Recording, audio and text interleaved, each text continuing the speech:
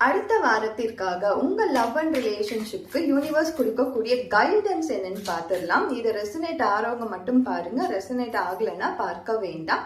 So first நம்ம உங்க பர்சனோட எனர்ஜியோட connect ஆகி அடுத்த வாரம் அந்த பர்சனோட thoughts and thinking and energy எப்படி இருக்குன்னு நம்ம செக் பண்ணுவோம். இந்த எனர்ஜியோட கனெக்ட் ஆகிறதுக்கு உங்க நேம் அண்ட் உங்க பார்ட்னரோட நேமை கமெண்ட் செக்ஷன்ல கமெண்ட் பண்ணிட்டு இந்த ரீடிங்கோட எனர்ஜியோட கனெக்ட் ஆகிக்கோங்க. ஸோ உங்க பர்சன் இந்த வாரம் உங்களை பத்தி யோசிப்பாங்களா, இந்த லவ் பத்தி யோசிப்பாங்களா? அப்படி யோசனை பண்ணாங்கன்னா அந்த எனர்ஜியில என்ன மாதிரி இமோஷன்ஸ் இருக்கு அப்படின்னு நம்ம பார்த்து தெரிஞ்சுக்கலாம். பிரபஞ்சத்துக்கிட்ட இந்த கேள்வி கேட்டுட்டு இந்த ரீடிங்கான பதில் என்ன வருதுன்னு நம்ம பார்ப்போம். ஸோ இந்த ரீடிங்கான பதிலா பிரபஞ்சம் கொடுக்கக்கூடிய ஆன்சர் என்னன்னு நம்ம பார்த்தோம்னா, ஸோ பாசிபிலிட்டிஸ் இருக்கு. கண்டிப்பா ஒரு ஃப்ரெண்ட்லினஸ் உங்க ரெண்டு பேருக்குள்ள உருவாகும். நான் இப்போ நோ கான்டாக்ட்ல இருக்கேன், என் கூட வந்து பேசுவாங்களா அப்படின்னு கேட்டீங்கன்னா கண்டிப்பா அவங்களுக்குள்ள இருக்க இந்த வெறுப்பு, கோவங்கள் அல்லது ஒரு விதமான வெறுப்பு, ஒரு தேர்ட் பர்சன் மூலியமா ஏற்பட்ட வெறுப்பு எல்லாமே மாறி ஒரு சின்ன மாறுதல் அவங்களுக்குள்ள வரும். அந்த ஃப்ரெண்ட்லினஸ் கண்டிப்பா வரும். அவங்க உங்க கூட திரும்பவும் வந்து பேட்சப் ஆயிடுவாங்கன்னு நான் சொல்ல, உங்க கூட வந்து சின்னதா ஒரு கம்யூனிகேஷனை உருவாக்குவாங்க. ஒரு சின்ன அவங்கக்கிட்ட இருக்க அந்த தாட்ஸை உங்ககிட்ட வந்து ஷேர் பண்ணிப்பாங்க. ஏன்னா அவங்க சின்னதா உணர ஆரம்பிச்சிருப்பாங்க அவங்க பண்ண தவறுகளையோ, ஏன் விட்டுட்டு போனேன், ஒரு தேர்ட் பர்சன் மூலியமா நான் இவங்களுக்கு வந்து துரோகம் பண்ணிட்டேனே அப்படின்ற அந்த காயங்கள் அவங்களுக்குள்ள இருக்கு. அந்த மனசாட்சின்னு சொல்றோம் இல்லையா, அது கண்டிப்பா அவங்களுக்குள்ள இருந்து பேசிக்கிட்டு தான் இருக்கு. ஸோ ஒரு சிலருக்கு கண்டிப்பா உங்க பார்ட்னர் வந்து திரும்பவும் உங்க கூட ஃப்ரெண்ட்லியா வந்து பேசுறதுக்கான வாய்ப்புகள் இருக்கு. அந்த டிரான்ஸ்ஃபார்மேஷன் கண்டிப்பா எதிர்பார்க்கலாம். ஏன்னா அந்த கார்ட்ஸ் நம்மளுக்கு சொல்ற விஷயமே இதுதான். அவங்களுக்குள்ளேயே செல்ஃப் ரியலைசேஷன் வந்திருக்கும். உங்களுக்கு துரோகம் பண்ணதுக்கான செல்ஃப் ரியலைசேஷன் கண்டிப்பா அவங்க அந்த சின்ன ஒரு புரிதல் அவங்களுக்குள்ளேயே வந்திருக்கும். ஸோ நீங்க இதை வந்து எதிர்பார்க்கலாம் நிறைய பேருக்கு. ஸோ இந்த பேர்டன் அவங்களுக்கு மனசுக்குள்ள இருந்த பேர்டன்ஸ் வந்து கண்டிப்பா உங்களை பத்தியான உங்களுக்கு பண்ணிட்டு அந்த துரோகமா இருக்கலாம், உங்களை ஏமாத்தினதாக இருக்கலாம், அவங்கள கண்டிப்பா தூங்க விடாம பண்ணியிருக்கும். ஸோ அந்த நினைவுகளால உங்ககிட்ட வந்து சாரி கேட்கறதோ, உங்ககிட்ட மன்னிப்பு கேட்கறதோ, அல்லது அவங்க பண்ண தவறு, அவங்க மேல தவறு இருந்துச்சுன்னா அது வந்து உங்ககிட்ட திருத்திக்கிறதுக்கான வாய்ப்புகள், ஆப்பர்ச்சுனிட்டிஸ் கேட்கறதுக்கோ பலருக்கும் அமையும்.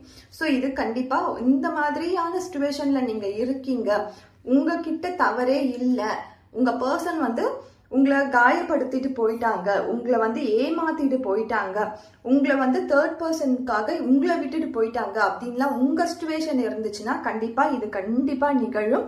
இதுல வந்து ஒரு சின்ன டிரான்ஸ்ஃபர்மேஷனை நீங்க பாப்பீங்க. அதே மாதிரி இந்த பர்சன் கிட்ட இருந்து அவங்க மனசுல இருக்கக்கூடிய அந்த வலிகளை உங்ககிட்ட சொல்லி, உங்களுக்கு ஏற்படுத்தின வலிகள் மூலயமா அவங்களுக்கு கிடைச்ச அந்த மனபாரங்களை இறக்கக்கூடிய வாரமா இருக்கும். அது உங்ககிட்ட சொல்லி சாரி கேட்கறது, மன்னிப்பு கேட்கறது, இல்லைன்னா திரும்பி பேட்சப் ஆகலாமா அப்படின்ற அந்த ஆப்பர்ச்சுனிட்டியை உருவாக்குறதுக்கான வாய்ப்புகளை தேடக்கூடிய வாரமா இது கண்டிப்பா இருக்கும். ஸோ இந்த மாதிரி நிகழ்வுகள் உங்க வாழ்க்கையில நிகழும்பொழுது நீங்க வந்து கண்டிப்பா அது வந்து புரிஞ்சுக்கோங்க.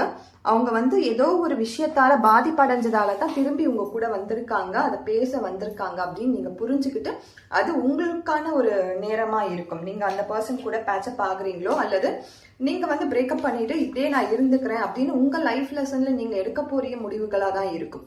அடுத்ததா உங்க எனர்ஜி எப்படி இருக்க போகுது, இந்த வாரத்திற்கான உங்க எனர்ஜியில நீங்க என்ன பண்ணணும் அல்லது நீங்க என்ன பண்ணக்கூடாது அப்படின்னு நம்ம பார்ப்போம். ஸோ இந்த வாரத்திற்காக உங்க எனர்ஜி எப்படி இருக்க போகுது. ஸோ நீங்க வந்து ஃபர்ஸ்ட் கில்ட்டுக்குள்ள போகாதீங்க. நான் இதை பண்ணாம இருந்திருந்தா இந்நேரத்துக்கு என் லைஃப் வந்து நல்லா இருந்திருக்குமே, என் பார்ட்னரோட நான் சந்தோஷமா இருந்திருப்பேனே, நான் தான் தப்பு பண்ணிட்டேன், என்னாலதான் இந்த முடிவு வந்துருச்சு அப்படின்னு அந்த கில்ட்குள்ள போயிடாதீங்க. ஏன்னா கில்ட் அப்படின்றது ரொம்ப டாமினண்டா உங்க எனர்ஜியில தெரியுது. நான் இதை வந்து முன்னாடியே இதை பேசிட்டு இருந்தேன்னா இப்போ இந்த காயங்களுக்குள்ள போயிருக்க மாட்டேனே அப்படின்ற கில்ட்குள்ள நீங்க இருந்தீங்கன்னா கில்ட்குள்ள கண்டிப்பா போகாதீங்க. நீங்க பண்றதுக்கான, நீங்க வந்து பண்ணாமையே இருந்திருந்தாலும் அந்த விஷயத்த நீங்க அனுபவிச்சுதான் வந்திருக்கோம். ஏன்னா அந்த பர்சனோட எனர்ஜியில கண்டிப்பா அந்த சிச்சுவேஷன்ல அப்படிதான் இருந்திருக்கும். ஸோ நீங்க உங்க மேல பிளேமை போட்டுக்காதீங்க, நீங்க ஹாப்பியா இருங்க. இப்ப வரைக்கும் இந்த ரீடிங்கை பார்த்துட்டு இருந்தீங்கன்னா கில்ட் அப்படின்னு சொல்லி கமெண்ட் செக்ஷன்ல கமெண்ட் பண்ணிட்டு இந்த கில்ட்ல இருந்து வெளியில வரதுக்கான பாசிபிலிட்டிஸை தேடுங்க. ஸோ மொராலிட்டி கண்டிப்பா இந்த வாரம் உங்களுக்கு நியாயம், இத்தனை நாளா நான் நியாயமா இருந்தேன் ஆனா எனக்கான நியாயமே கிடைக்கல அப்படின்னு நினைச்சீங்கன்னா இந்த வாரம் கண்டிப்பா உங்க பர்சன் கிட்ட இருந்து உங்களுக்கு ஒரு நியாயம் என்பது கிடைக்கும். நீங்க போட்ட எஃபர்ட்கான ரிசல்ட்ஸ் கிடைக்கும். ஒரு கம்ப்ளீஷன் கண்டிப்பா கிடைக்கும். ஒரு கம்ப்ளீஷன் நிறைய பேருக்கு இதுல நிறைய பேர் பார்த்துட்டு இருக்கவங்களுக்கு எதுவுமே ஒரு முடிவே இல்லாம இந்த பிரச்சனை போயிட்டே இருக்கு, ஏன் நடக்குதுன்னே தெரியாம இருக்கு, யாரால நடக்குதுன்னு தெரியாம இருக்கு அப்படின்லாம் குழப்பிட்டு இருந்தீங்கன்னா கண்டிப்பா உங்க விடை கண்டிப்பா உங்களுக்கு தெரிய போகுது. நீங்க இத்தனை நாளா குழப்பிட்டு நீங்க தனியா யோசனை பண்ணி உங்களை நீங்களே வேதனைப்படுத்திட்டு இருந்த விஷயங்களுக்கு முடிவு நீங்க பார்க்கக்கூடிய வாரமா இது இருக்கு. உங்க மனசுல ஒரு சந்தோஷமும் சாந்தமும் வரக்கூடிய வாரமா இது இருக்கும். ஸோ நான் முன்னாடியே சொன்ன மாதிரி தான், ஒரே ஒரு விஷயம் மட்டும், நீங்க நேர்மையா இருக்கீங்க, எல்லாமே பண்றீங்க. ஆனா இப்போ உங்க பார்ட்னர் உங்களை விட்டுட்டு போயிட்டு இருக்காங்க, வேற ஒருத்தவங்க கூட பேசிட்டு இருக்காங்க, அல்லது ஃபேமிலிக்காக என்னை விட்டுட்டு போயிட்டாங்க அப்படின்னும் போது நீங்க அந்த பிளேம அந்த கில்ட்டை உங்களுக்குள்ள எடுத்துக்காதீங்க. அந்த எடுத்துக்கிட்டீங்கன்னா நீங்க தான் அந்த இடத்துல குற்றவாளி மாதிரி குற்ற உணர்ச்சிக்குள்ள போயிடுவீங்க. அதை பண்ணாதீங்க. நீங்க சந்தோஷமான ஒரு பிறவி, ஒரு சோல். ஸோ உங்களுக்கான சந்தோஷத்தை மற்றவங்க பறிச்சுட்டாங்கன்றதுக்காக அந்த வேதனைக்குள்ள நீங்க போயிட்டு மறுபடியும் ஒரு டிப்ரெஷன், ஒரு அன்சைட்டி, அதாவது உங்களை நீங்களே காயப்படுத்திக்காதீங்க. கில்ட் வேண்டாம். ஸோ எல்லாமே நன்மைக்காக தான் நடந்திருக்கு அப்படின்ற அந்த தாட்குள்ள போயிடுங்க. கடவுள் ஒன்று பண்றாருன்னா அந்த லைஃப் லெசன் முழுக்க நீங்க அது கத்துக்க வேண்டிய ஒரு பாடத்தை இந்த பர்சன் மூலயமா உங்களுக்கு சொல்லி கொடுத்துருக்காரு, அவ்வளவுதான். ஸோ நீங்க உங்களை பிளேம்காக எடுத்துக்காதீங்க. அடுத்ததான் உங்க ரெண்டு பேருக்குமே இணைஞ்ச லவ் ரீடிங் எப்படி இருக்க போகுது, ரெண்டு பேருக்குமான லவ் எனர்ஜிஸ் எப்படி இருக்க போகுது நம்ம பார்த்துருவோம். டக்குன்னு குவிக்கா பார்த்துடலாம். ஸோ கண்ட்ரோல், ரெண்டு பேருமே ஆங்கரை கண்ட்ரோல் பண்ணி ஹீலிங்க்கு ரெடி ஆகணும். யாருமே யாரை பத்தியும் குறை சொல்லாதீங்க. ஸோ பாஸ்ட் இப்போ உங்க பர்சன் உங்ககிட்ட பேச வந்திருக்காங்க, அல்லது நீங்களே முயற்சி பண்றீங்க, அல்லது ஒரு கம்யூனிகேஷனுக்கு போறீங்க, ரெண்டு பேருமே இணைஞ்சு பேச்சுவார்த்தைக்குள்ள போறீங்கன்னும் பொழுது பாஸ்ட பத்தி பேசாதீங்க. ஏன்னா உங்க லவ் எனர்ஜில பாஸ்ட் அப்படின்ற ஒரு விஷயம் ரொம்ப டாமினண்டா இருக்கு. பாஸ்ட பத்தி பேசிய பல பேரோட லவ் லைஃப் முடிஞ்சு போயிருக்கும், தோல்வியில முடிஞ்சிருக்கும்.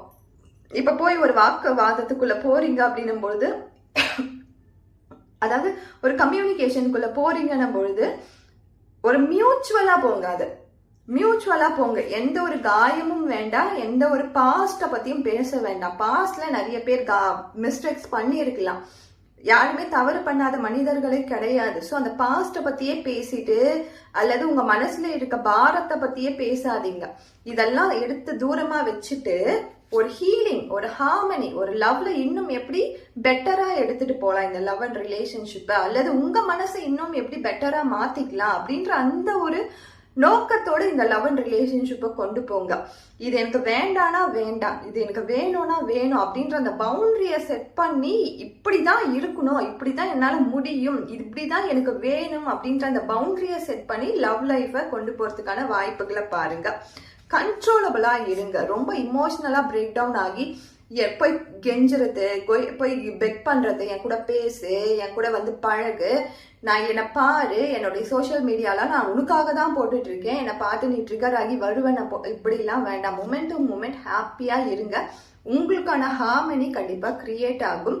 உங்க லவ் லைஃப்ல நீங்க இதெல்லாம் பண்ணிட்டு இருந்தீங்கன்னா கண்டிப்பா அதெல்லாம் ஸ்டாப் பண்ணிட்டு நீங்களா இருக்கிறதுக்கான வாய்ப்புகளை தேடுங்க. இதெல்லாம் உங்களுக்கு எந்த விதத்திலயுமே ஒரு பர்சன் கூட நன்மையே கொடுக்க போறது கிடையாது.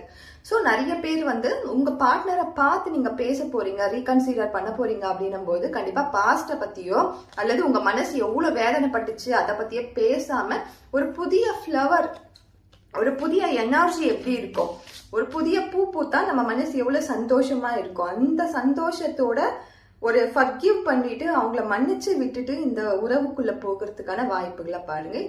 இது நிறைய பேருக்கு கலெக்டிவா நம்ம சொல்றோம், உங்களுக்கு மட்டுமே இது ரெசினேட் ஆகாது, நிறைய பேருக்கு இது கனெக்ட் ஆகும். ஸோ கனெக்ட் ஆகுற பார்ட் மட்டும் எடுத்துக்கோங்க.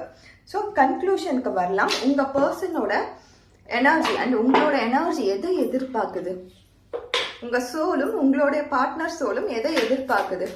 இந்த லவ் ரீடிங் எல்லாமே ஓகே தான், எங்களுக்கே தெரியும் இதெல்லாம் பண்ணக்கூடாது பண்ணணும்ட்டு.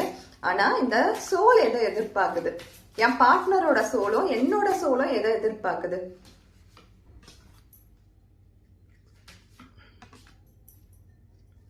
ஸோ 2 பேருமே சண்டை போட்டு போட்டு ரொம்ப சோகமாயிட்டு இருக்கீங்க. ஸோ 2 பேரோட எனர்ஜிஸும் என்ன எதிர்பார்க்குது அப்படின்னு நம்ம பார்த்தோம்னா, ஒரு ரிலாக்ஸேஷனை தான் எதிர்பார்க்குது, ஒரு ரிலாக்ஸ்டான சூழ்நிலையை தான் எதிர்பார்க்குது. ஸோ 2 பேருமே பேசி பேசி சோர்ந்து போயிட்டீங்க, சண்டை போட்டு போட்டு சோர்ந்து போயிட்டீங்க, காத்து காத்து இருந்து சோர்ந்து போயிட்டீங்க. ஸோ ரிலாக்ஸேஷன் தேவைப்படுது, கொஞ்சம் நல்ல தூக்கம் தேவைப்படுது. முதல்ல ஒரு கம்ஃபர்டபுளான பிளேஸ்ல தூங்கினா நல்லா இருக்குமே, இதெல்லாம் மறந்து நான் தூங்கி பல நாட்கள் ஆச்சே, எனக்கு தூங்குறதுக்கு ரொம்ப ஆசையா இருக்கு, ஆனா கண்ணை மூடினாலே பிரச்சனைகள் தான் வந்துட்டு இருக்கு அப்படின்னு நினைச்சீங்கன்னா, உங்க பாடியும் உங்க சோலும் எதிர்பார்க்கிற ஒரு விஷயம் ரிலாக்ஸேஷன் தான். இது உங்களுக்கு மட்டும் கிடையாது, உங்க பார்ட்னருக்கும் இதே தான் எதிர்பார்க்கறாங்க. ஸோ இது டெஸ்டினி அப்படின்னு நினைச்சு நீங்க உங்களே இதே பேட்டர்னுக்குள்ள கொண்டு வந்துடாதீங்க. இது முடிவு கிடையாது. நிறைய பேர் இதை பார்த்துட்டு இருக்கும்போது உங்க மனசுல பலவிதமான எண்ணங்கள் ஓடிட்டு இருக்கும், பலவிதமான கேள்விகள் போயிட்டு இருக்கும். இதான் என் தலையெழுத்தா அப்படின்னு கிடையாது. நீங்க கொஞ்சம் ரிலாக்ஸ்ட் ஆகுங்க. ரிலாக்ஸ் ஆயிட்டு அதுக்கப்புறமா யோசிக்கலாம்.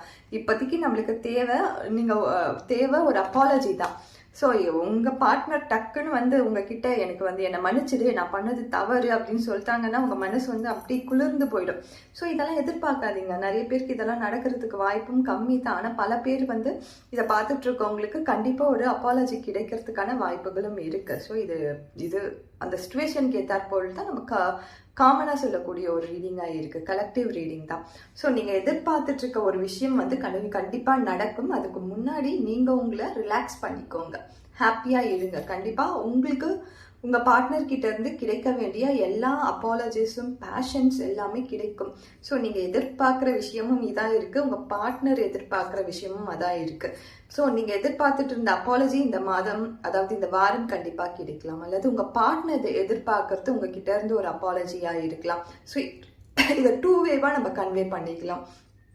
நீங்கள் இதை பார்த்துட்டு இருக்கும்போது நான் என்ன தவறு பண்ணேன், நான் இது அப்பாலஜி கேட்டால் இது முடிஞ்சிடுமா இந்த பிரச்சனை அப்படின்னு நினைச்சீங்கன்னா கண்டிப்பாக ஈகோ பார்க்காம கண்டிப்பாக அதை பண்ணிடுங்க. அல்லது அவங்க கிட்ட இருந்து நீங்கள் எதிர்பார்த்துட்டு இருந்தீங்கன்னா கண்டிப்பாக அந்த அப்பாலஜி உங்களுக்கு கண்டிப்பாக கிடைக்கும்.